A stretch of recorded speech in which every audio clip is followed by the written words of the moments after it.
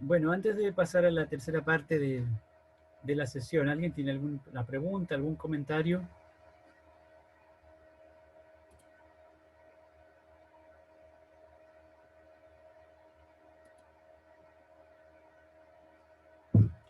Bueno, estamos avanzando en estos tópicos en parte porque, digamos, un poco abundantes, en parte porque quería repasar, ¿cierto? O revisar en conjunto los contenidos centrales de las dos lecturas que les pedí realizar, que fueron el tema 1 y el tema 2. Y también quería avanzar al tópico acerca de las preguntas de la clase de ciencia, que era parte del desarrollo del programa en esta unidad y que está, por supuesto, muy vinculado con los dos temas anteriores. Espero que podamos concluir entonces la sesión revisando algunos elementos asociados a los tipos de preguntas. Vamos a tomar como referencia una taxonomía, unas clasificación en base a algunos criterios de los tipos de preguntas que podemos realizar, poniendo énfasis en algunos ejemplos. Y a partir de eso, luego entonces les quiero comentar algunos aspectos generales de lo que va a ser la evaluación integrativa final y de qué manera espero que podamos integrarla, valga la redundancia, o podamos incorporarla mejor en esta etapa final del curso, donde nos queda muy poco tiempo para terminar ya la secuencia y el programa. Dicho eso, entonces, hablemos algo acerca de las preguntas en la clase de ciencias naturales. La clave aquí está en que lo que queremos lograr en general es formular buenas preguntas. Muchas veces, lamentablemente, ocurre que en las clases de ciencias, y tal vez no solo en las clases de ciencias, sino que en general, abundan las preguntas como las que mencionaba antes, ¿no? En el ejercicio anterior, las preguntas de tipo lineal, que son preguntas que se responden de manera cerrada, muchas veces incluso monosilábicamente, con una afirmación o una negación, y además, lamentablemente, muchas veces únicamente centradas en el contenido, en el sentido de que son preguntas que se formulan desde el punto de vista del profesor, como que el estudiante tiene que responderlas con una respuesta que es correcta o incorrecta, básicamente. Y lamentablemente esa dinámica, que está muy instalada en las clases en general, no solo de ciencias naturales, refuerza la idea de que el estudiante tiene que responder lo que el profesor espera que responda. Y muchas veces esa dinámica inhibe al estudiante de responder, impide que responda, porque justamente tiene temor a equivocarse. Entonces, queremos, por supuesto, avanzar a un tipo de pregunta que amplíe las posibilidades. Un criterio muy general, como el que plantea este, este físico, Edward Witten, está planteado, está formulado de esta forma. Una pregunta que es difícil, o sea, ¿cuándo tenemos una buena pregunta? Cuando estamos ante una pregunta que es difícil y suficientemente interesante para que valga la pena responderla, pero es suficientemente fácil para que uno realmente pueda responder. Entonces tenemos que buscar un equilibrio, ¿cierto?, entre una pregunta desafiante, pero al mismo tiempo que sabemos que nuestro estudiante puede llegar a responder, ya sea solo o en colaboración con sus compañeros o compañeras. Por supuesto, hay distintas formas de preguntar y las preguntas pueden responder a distintos propósitos. Y eso es lo que uno puede reconocer en lo que vamos a llamar una taxonomía de criterios para clasificar preguntas. ¿Cuáles son esos criterios? Bueno, por una parte, lo vamos a llamar el carácter de la pregunta. El carácter de la pregunta puede ser abierto o cerrado. Es decir, las respuestas a las preguntas pueden ser abiertas o pueden ser cerradas. Abiertas porque admiten una gran cantidad de respuestas diversas. Cerradas porque admiten respuestas únicas, en general muy breves. Otro criterio para tener presente es el enfoque según el cual se plantea o desde el cual se plantea la pregunta. En algunas ocasiones y la gran mayoría de las ocasiones, como les decía, el enfoque de las preguntas está centrado en el contenido. ¿Qué es el calor? ¿Qué es la energía? ¿Qué es la célula? Son preguntas que están centradas en el contenido, o en el concepto en este caso. Hay otras preguntas que están formuladas con el enfoque centrado en el sujeto. ¿Qué crees tú que es la célula? ¿O qué piensas tú que es el que se organiza, cuál que es la estructura interna del átomo, por ejemplo? Centradas en el sujeto, en lo que él cree, lo que él piensa. El, Otra forma de clasificar es en función del contenido. Hay preguntas que vamos a llamar preguntas productivas y hay otras preguntas que vamos a llamar no productivas. Luego vamos a ver algunos ejemplos de este tipo de preguntas. Y por supuesto, en función del propósito. ¿Para qué realizamos las preguntas? Por ejemplo, puede ser para fomentar el razonamiento, para fomentar la indagación, para desarrollar ideas, para descubrir algunas ideas, etc. En general, por supuesto, como son criterios de clasificación distintos, podemos utilizarlos de manera complementaria. Hay algunas preguntas abiertas que van a ser productivas, hay otras preguntas abiertas que van a ser no productivas. En general, hay preguntas cerradas que difícilmente puedan ser productivas. Y así sucesivamente. Entonces, no necesariamente estos criterios de clasificación operan de manera unívoca, sino que operan de manera complementaria, se pueden cruzar unos con otros. Lo utilizamos simplemente como guías. En este caso, este modelo de criterios de clasificación es una guía para la construcción o para la identificación de buenas preguntas. Ejemplo de una pregunta abierta que le permite a los estudiantes generar una visión sobre las cosas. Por ejemplo, ¿qué pasa cuando se pone tierra en un recipiente con agua? Es una pregunta amplia que permite una respuesta también amplia, en la cual el estudiante puede expresar su propia experiencia, su propia visión sobre el fenómeno. En cambio, una pregunta cerrada que sugiere una respuesta correcta y por lo tanto, diríamos, única. ¿Ves las burbujas que salen de la Tierra metida en el agua? Bueno, o la veo o no la veo. Y si lo veo, ¿estaré bien o estaré equivocado? En general, este tipo de preguntas cerradas tienen esa dificultad. Como son de respuesta única y muchas veces dicotómica, entonces se genera una barrera de temor frente a la posibilidad de estar equivocado. Está bien de pronto hacer preguntas cerradas, el punto es, ¿qué es lo que queremos hacer con ellas? ¿Queremos promover efectivamente que el estudiante se enfrente a una situación de angustia hasta cierto punto cuando no sabe si está en lo correcto o no? En ese sentido, tal vez convenga privilegiar las preguntas abiertas por sobre las preguntas cerradas. Cuando una pregunta está centrada en el contenido, básicamente cuando son preguntas justamente que enfatizan un dominio conceptual fundamentalmente. Y por lo tanto solo se pueden contestar si uno conoce o no, o cree conocer la respuesta. Por ejemplo, ¿qué hay dentro de las burbujas? Bueno, en realidad no lo sé.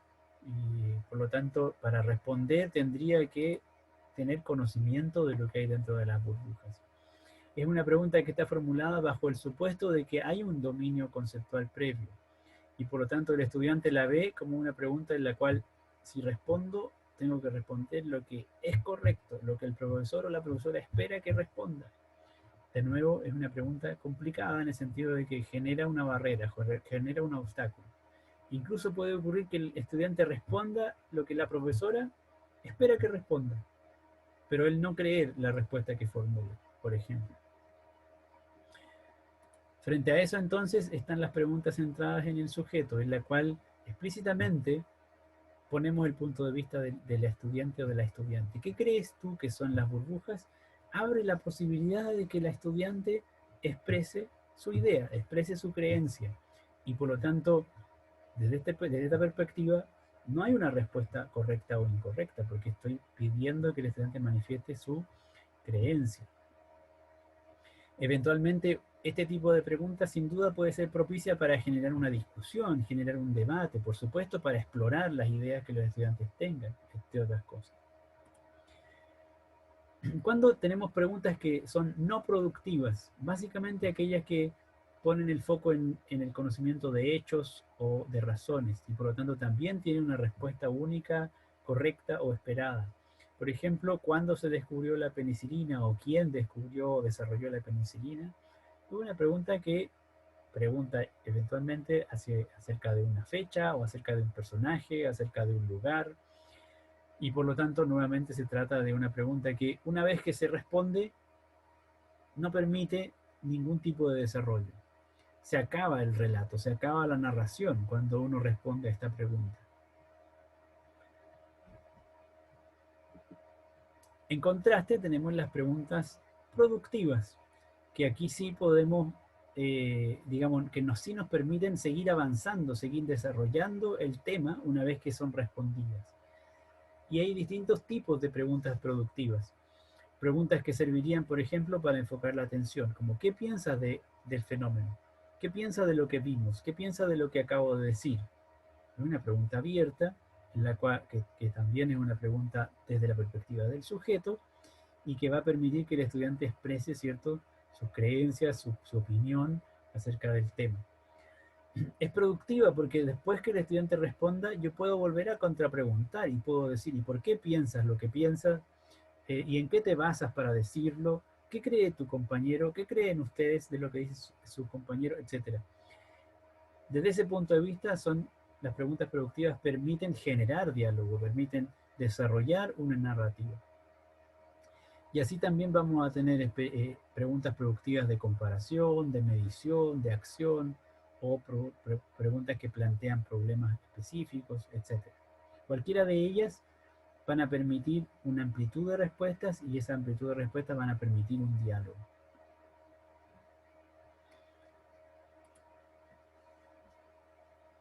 Preguntas que sirvan para descubrir lo que los estudiantes creen o lo que los estudiantes piensan, bueno, son como las que ya hemos visto, ¿cierto? Preguntas abiertas y centradas en el sujeto, que animan a responder desde la experiencia personal. ¿Qué piensas que está ocurriendo dentro de la papa cuando germina? ¿Qué crees que la planta seguirá creciendo? Etcétera. Preguntas que ponen el foco en la perspectiva del estudiante y que permiten, ¿cierto?, que él exprese sus propias ideas. O para desarrollar algunas ideas que ellos ya tienen. Eventualmente, por ejemplo, desarrollando una investigación o que piensen en la implicancia de una idea. Y estas, por supuesto, son preguntas que podrían complementar alguna de las anteriores, ¿cierto? Cuando le preguntaba, por ejemplo, en el ejemplo de la pregunta productiva, ¿qué piensas que ocurre en este fenómeno? El estudiante responde lo que cree. Y entonces luego podríamos preguntarle, ¿y qué evidencia puedes presentar o puedes encontrar de lo que tú crees, de lo que tú piensas? ¿Qué evidencia necesitarías para mostrar que tu idea funciona, por ejemplo? Hay otras preguntas que son más focalizadas porque podrían estar orientadas al desarrollo de habilidades de indagación. Por ejemplo, observar. ¿Qué diferencia observas entre semillas del mismo tipo? O predecir, ¿qué crees que haría crecer las semillas más rápido? O interpretar, ¿hay alguna relación entre el tamaño de la semilla y el de la planta? Preguntas que, como propósito, lo que buscan es fomentar el desarrollo de habilidades de indagación, en este caso.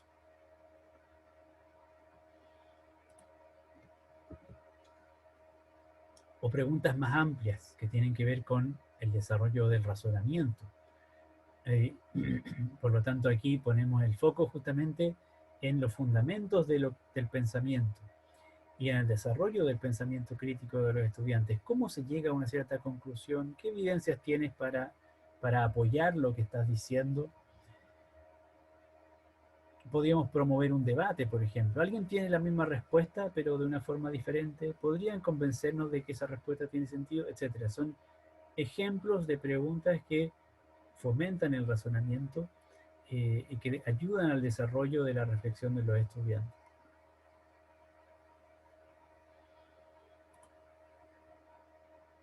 Y finalmente, frente a toda esta batería o esta gran diversidad de posibles preguntas a realizar, eh, la pregunta que nosotros nos hacemos es cómo plantear buenas preguntas, cómo llegar a formular este tipo de preguntas. Bueno, por una parte tenemos este instrumento, esta idea de, de taxonomía con algunos criterios. Frente a las preguntas abiertas y cerradas, ¿cierto? Parece que debería tratar de preferir las preguntas abiertas. Frente a las preguntas productivas y no productivas, ojalá buscar las preguntas que fomenten el diálogo. Y así sucesivamente. Pero por otra parte, es importante tener presente algunas características, algunos criterios en la elaboración de preguntas. Por ejemplo, la necesidad de elaborar o de plantear un contexto. Ese contexto sitúa la pregunta y por lo tanto ofrece algunos indicadores que pueden ser implícitos o explícitos acerca de cómo se debería responder, de por dónde debería ir la respuesta. En ese sentido, son preguntas, son elementos, los del contexto, que al mismo tiempo sirven para generar un vínculo con el interlocutor, generar algún tipo de motivación, algún tipo de sentido para dar una respuesta.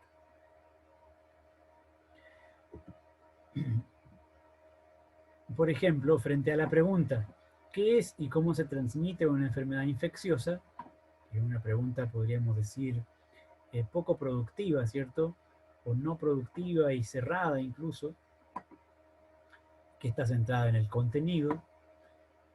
Márquez y Roca proponen una redacción como esta, con un contexto bastante más amplio. O sea, con contexto, esta pregunta no tiene contexto. En cambio aquí dice, los padres de María la llevan por primera vez a la escuela y en menos de 4 semanas ha estado 3 veces enferma. Su abuela dice que la culpa la tiene la escuela, pero los padres saben que cumplen estrictamente las medidas de higiene. Van al médico y le preguntan si es posible que la causa de las enfermedades de María sea la escuela y cómo es que los más pequeños, los de 1 año, que son los más cuidados higiénicamente, son los que enferman más con más frecuencia. Escribe la explicación que crees que les ha dado el médico. Bueno, esta forma de preguntar, por supuesto, apunta básicamente a algo semejante a lo que apunta el contenido de esta pregunta cerrada que hicimos acá. Pero acá el contexto ofrece información que sirve para dar sentido al marco de la pregunta y eventualmente incluso cierta motivación, en el sentido de que ofrece un marco de interpretación para la respuesta. Eventualmente se conecta con una experiencia, con una cierta cotidianeidad, etc.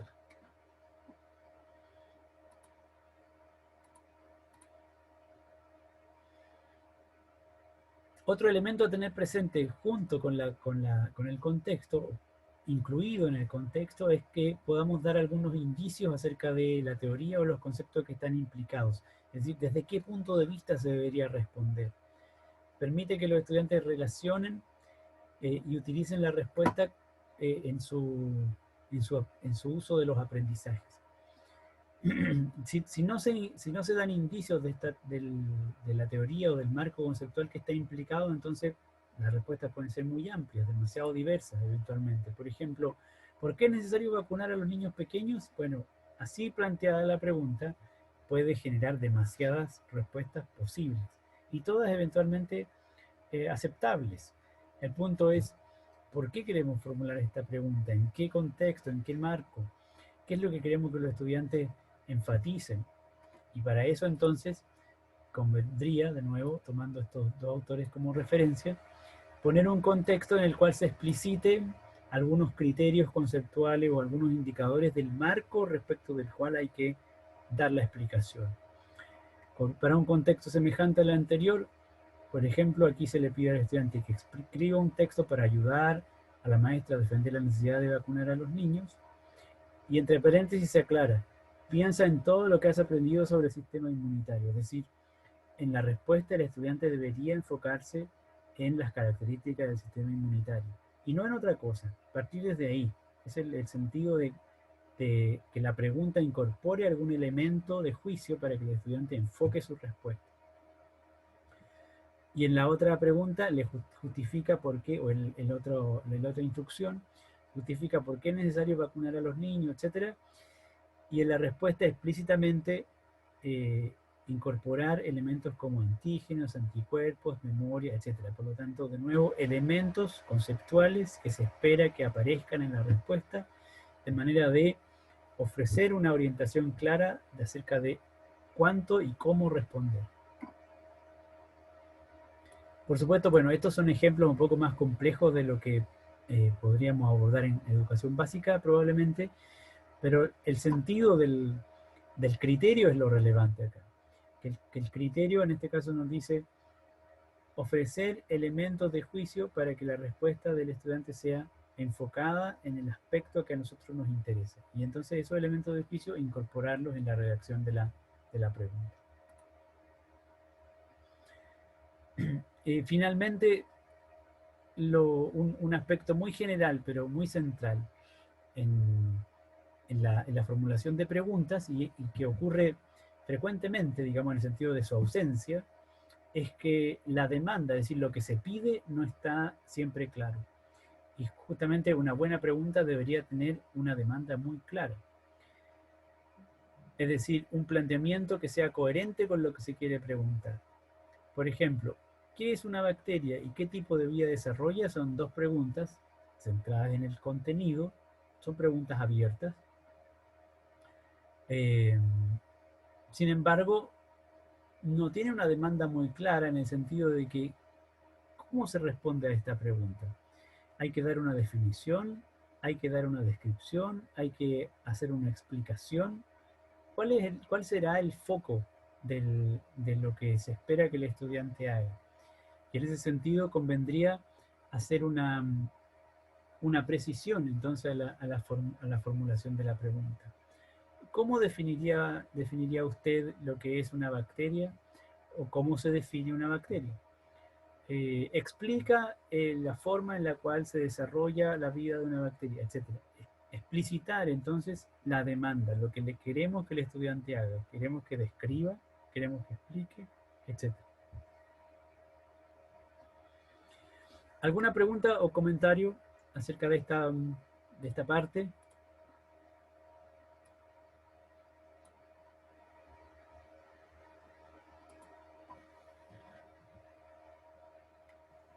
No, profe, todo claro.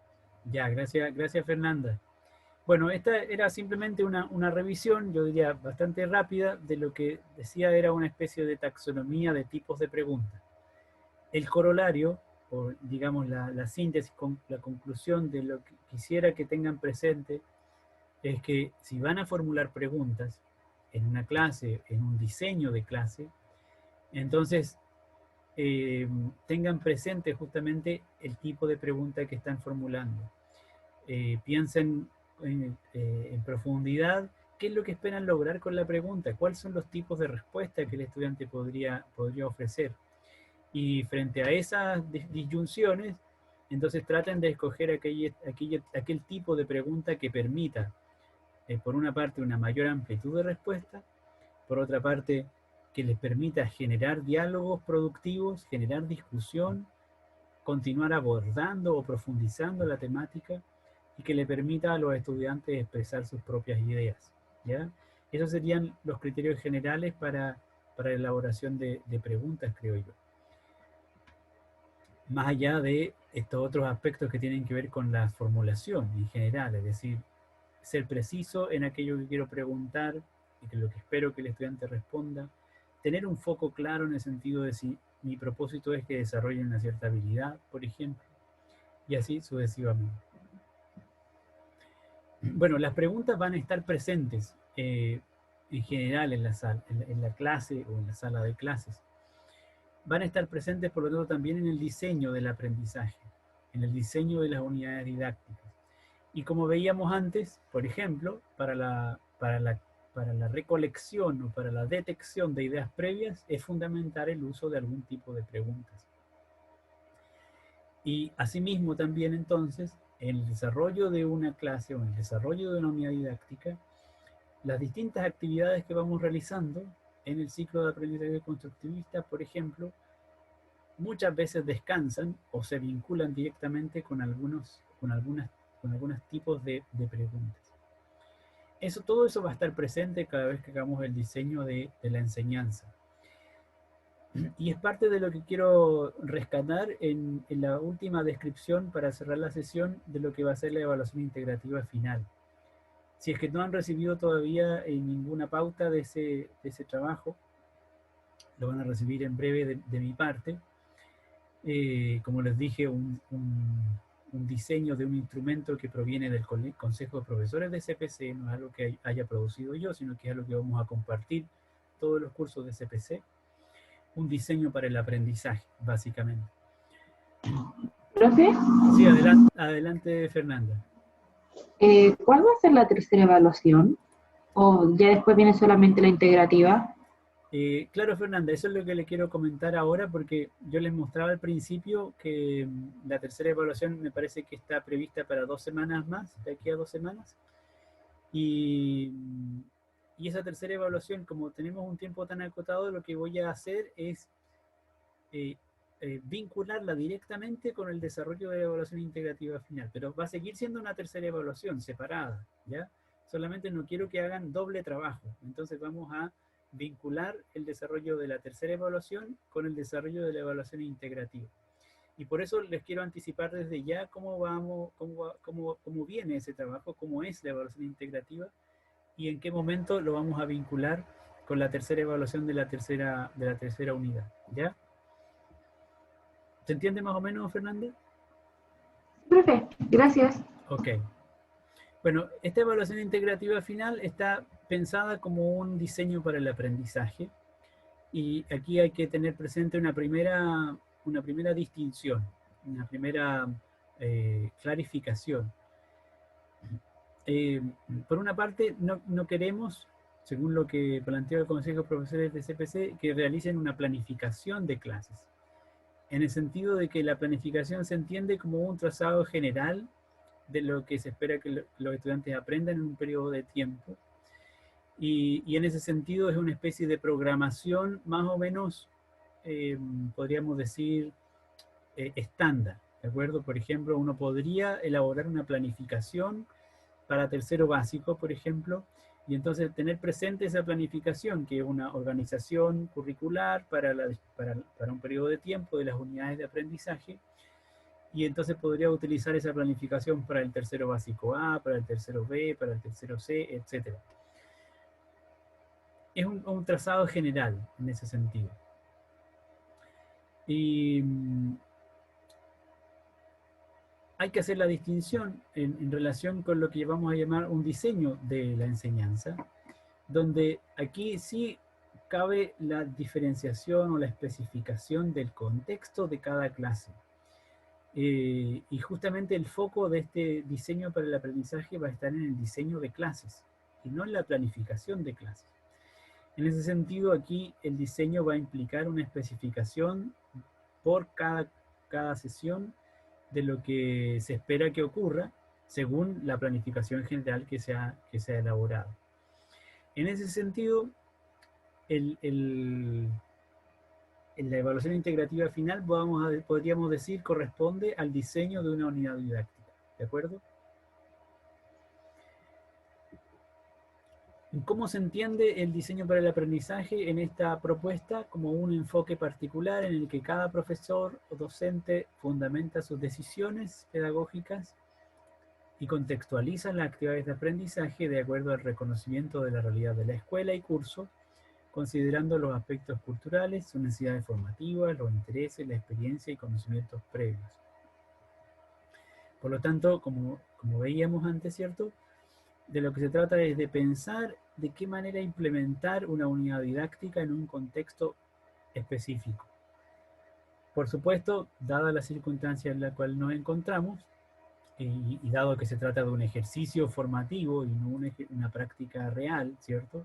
Entonces, algunos elementos van a ser supuestos solamente, no los vamos a poder contrastar con la realidad o con una realidad concreta. Pero lo importante aquí es tener presentes estos elementos, considerarlos todos ellos. ¿Cuáles son, desde el punto de vista del Consejo de Profesores de CPC, los componentes del diseño para el aprendizaje que tenemos que contemplar bueno, un contexto educativo, la situación o el contexto curricular, por supuesto, nuestro conocimiento acerca de la disciplina, nuestro conocimiento acerca, en este caso, del conocimiento científico, las ciencias naturales, pero a su vez un conocimiento didáctico, es decir, de, de estrategias instruccionales, de modelos de enseñanza, etcétera.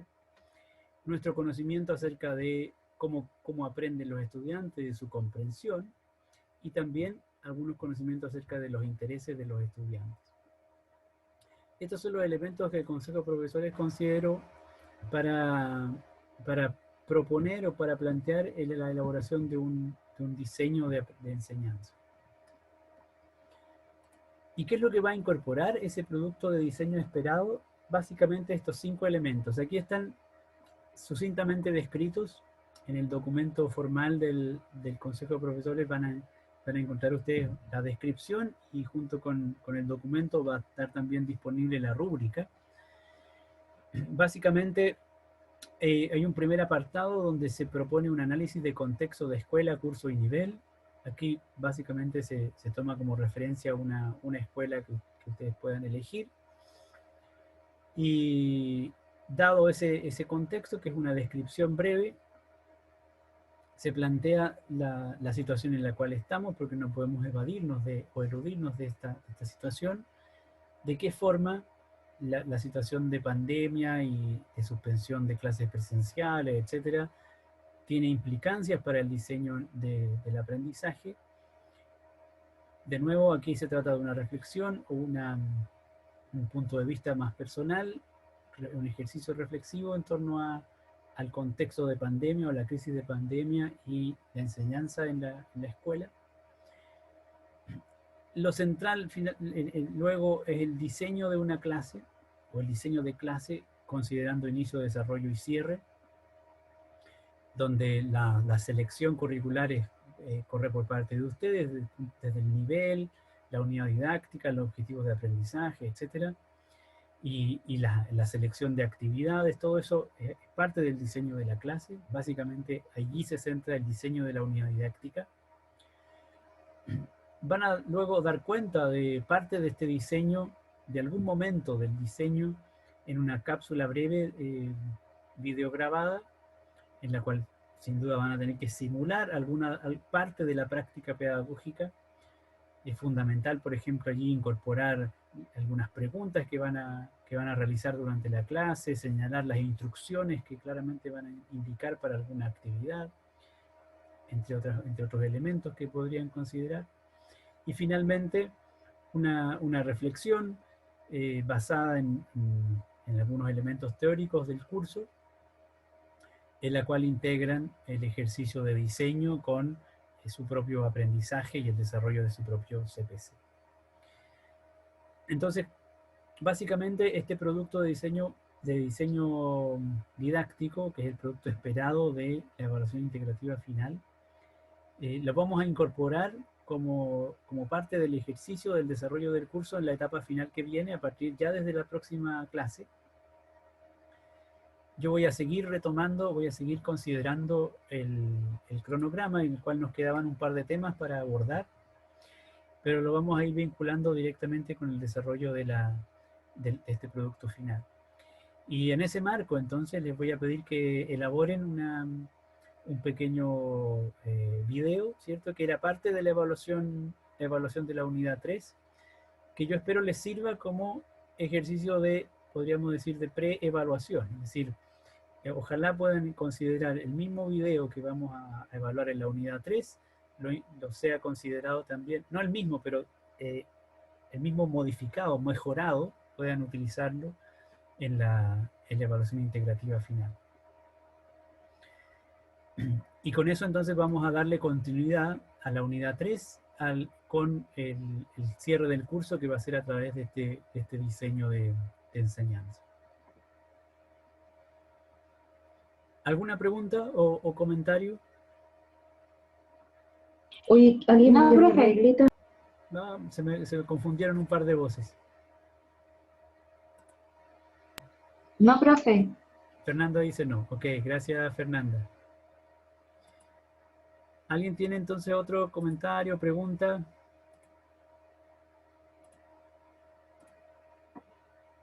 Sofía. Ah, no, eso fue hace un rato. Bueno, si no hay comentarios o preguntas, entonces, como les digo, ya desde la próxima clase vamos a incorporar este desarrollo, el desarrollo de la evaluación integrativa en el programa del curso. Yo les voy a indicar de un modo más claro cómo lo vamos a hacer, pero quiero que ya anticipen en parte lo que viene, porque vamos a darle cierre a la tercera unidad, según estaba previsto en el cronograma, incorporando, ¿cierto?, un producto audiovisual o multimedia que va a estar muy vinculado con el diseño de unidades didácticas, que es justamente el ejercicio que se espera que realicen en la evaluación integrativa final. Les pido que revisen con algo más de detalle los temas que comenté, que presenté en esta sesión. Como les dije al principio, si no pudieron hacer la lectura de San Martín y de Del Pozo, es importante, creo yo, que la realicen, ojalá en el marco del curso, pero si por alguna razón tienen dificultades para ello, no dejen de hacer esa lectura en otro momento porque son textos importantes para sus competencias profesionales, para el desarrollo de sus competencias profesionales. Eso es todo por mi parte por hoy día entonces. ¿Algún comentario o pregunta antes de terminar?